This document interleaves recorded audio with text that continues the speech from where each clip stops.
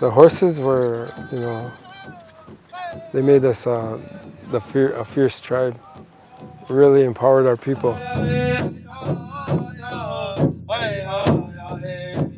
Here we go, and go. I think it would be awesome if we could mentor and apprentice, especially on native land, these kids to do those parts so we could stay home and make these movies here. I think that'd be a fantastic concept.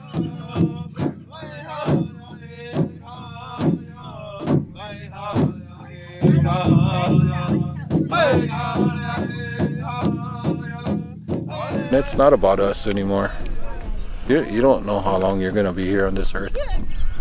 And I think if, you could give somebody a chance to live a life where it's the best life they can live, that's what it's all about. It all starts with kids. Our hope and dream is for everything to start shifting, and that is through the Horse Nation.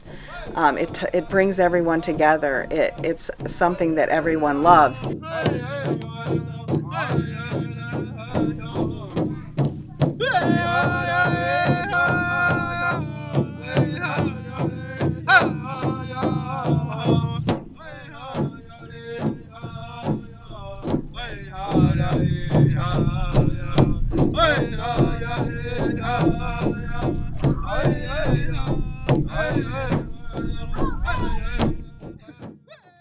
Your legs like this to push yourself up. So grab that bone, kick your legs. Kick your legs now. All the work that my wife did was all about the youth. And bringing the Horse Nation, Wakan Oyate is our Lakota word for the Horse Nation. She wanted to bring the Horse Nation back to our people. Jump up, kick your legs. A lot of people are translating that and just like bringing the horses back to our people, but it encompasses more than that. It's bringing back our traditional ways because we're really losing a lot of our ways, especially our language. There's a lot of people working hard on bringing our language back. The camp all come from a dream of my wife's. My late wife, she passed away January 7th of this year. She's all about educating our youth and making sure that they knew who they were. Because once they found out who they were, who their relatives were, that gave them a voice. She really loved looking at our youth and saying, I see nothing but doctors or lawyers or dentists or, boost their ego, letting them know that's what they could be. Shortly after Dorothy's death, Tom decided to honor his late wife with a memorial ride from his home in Kansas to Marty, South Dakota, around 100 miles from Lower Brule Reservation, where Tom grew up. During the 360-mile journey, Tom met Eastern Nebraska Film Commissioner Stacy Heatherly. After hearing about Dorothy's dream for the horse camp, Stacy shared she had a connection in Hollywood that would make the camp a unique experience for the youth. This camp here all came about after I met Tad Griffith, the guy that does the stunts and the trick riding and all that. He had this opening for this time.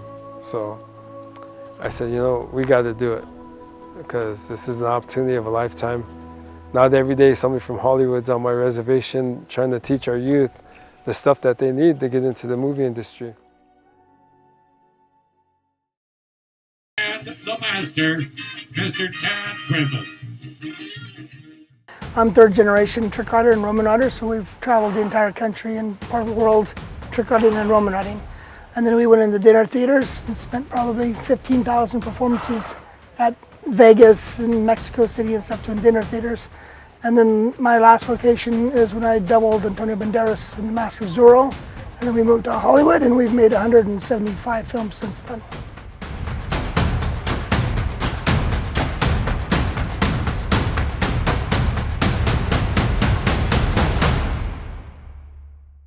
So I secure this with, this is called a donut step. And it's really secure. And you just ride your horse. Last side you bring your foot off and you sit on there, and this doesn't go anywhere. So you can use it to push off, jump to a wagon, jump to somebody on the ground, jump over another horse.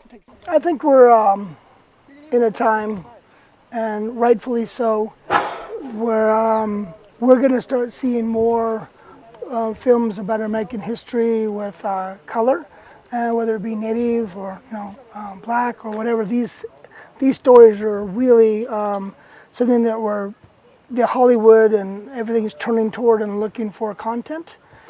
Set. And action. And bang!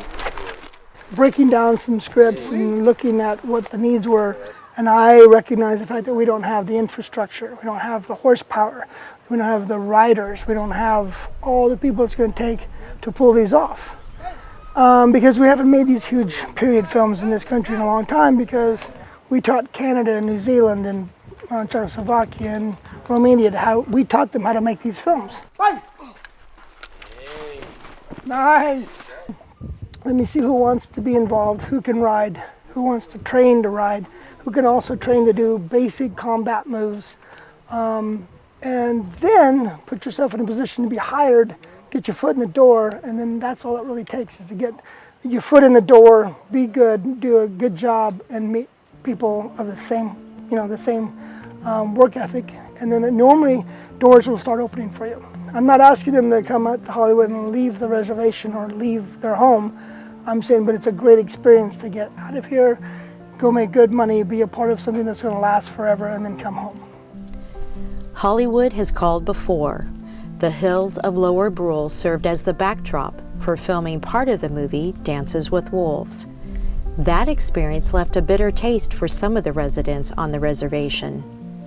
Tad says he will make sure that things are different this time. There's a huge misinformation game that goes on between production and when you're filming on native lands and stuff, because of who's dealing with who. I always find if you get the right people connected, then with the right information, then the misunderstanding goes away. Training is just one part of returning the horse culture to the Native American tribe. The group is in talks with the Federal Bureau of Land Management to bring wild Mustangs to the reservation. This Wild Mustang program, it's going to open up some doors for our people.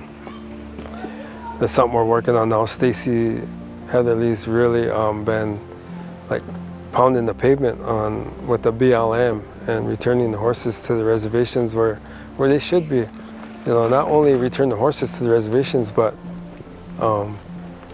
be responsible for helping the people maintain them horses and taking care of them.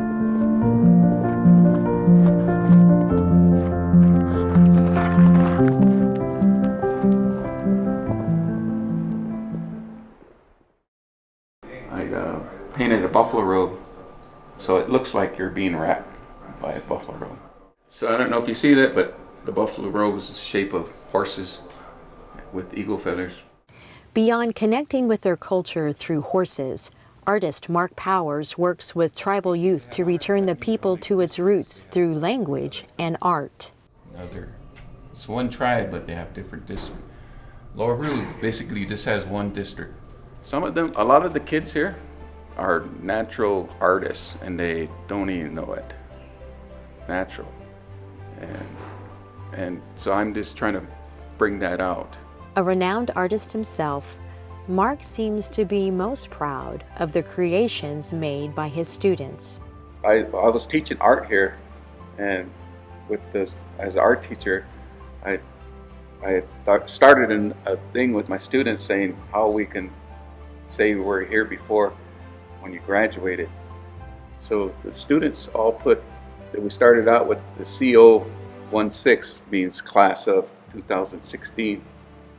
Then the next year, 2017, 2018, 19, 20, 21. All the seniors write their names on her. So they're all remembered in there. So we started a new buffalo skull. They call it senior skull.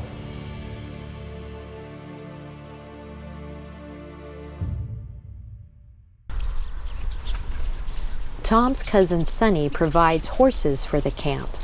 Sonny and his wife Claudia also have dreams for the youth here.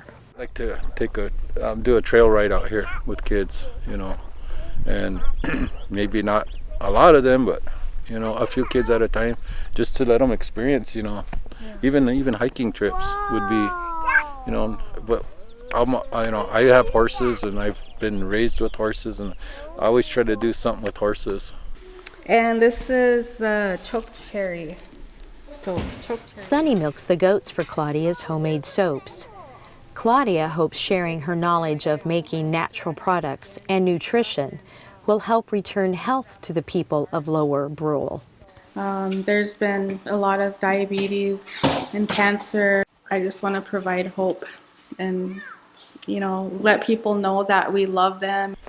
You should only take a third, because a third needs to go to the animals and a third needs to go to seeding to plant more seeds in the future. Like Tom, Kelly Daniels and Nissa Aleman traveled from Kansas to help with the camp. Kelly runs a nonprofit that works to connect adults and kids to the land. The Native Americans to help teach everyone the old ways. And so our nonprofit that we do in Kansas, coincidentally, is all about earth-based living skills. It's all based on indigenous ways. The Lakota Sioux on Lower Brule Reservation are not only working to preserve their culture, but also the heritage of those that came before them. The tribe just made it to like, kind of like honored the Rikara over here first. This is a Rikara Earth Lodge. The Rikara are here, along with the Sioux. And probably a little before the Sioux, we were more to the north. And these are like the beds, and this is the fireplace where food was cooked, and this is how our ancestors used to live years ago, and I think it's pretty amazing. The hope, this camp is just the beginning. The group plans to provide similar opportunities to reservations across America. Basically, there is almost nothing that you can learn to do, whether it's on a computer graphics, or if you like cooking, or if you like hair and makeup, or if you like to write, or if you want to become a policeman or a fireman or a medic. Almost every, or a legal attorney, almost every single thing that someone can have passion for is needed in the movie industry. The next thing is we're considering possibly a native film incentive, where we're trying to start the conversation where production companies could go and film on native land and expect an incentive similar to what they would get in Atlanta or Canada or New Zealand.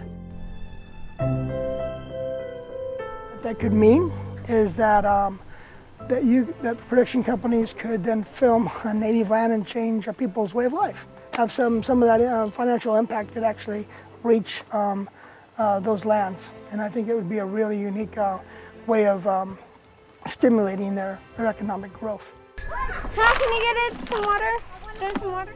I just really feel like my wife Dorothy has been here the whole time, giving us the strength and the knowledge that we need. That's where it all started, because of my wife and her dream about bringing the Shunkawanka Oyate back to our people. And without that dream of hers, I don't know where I'd be right now today. It's just like a ripple in water. We're just going to make it keep growing and growing and growing.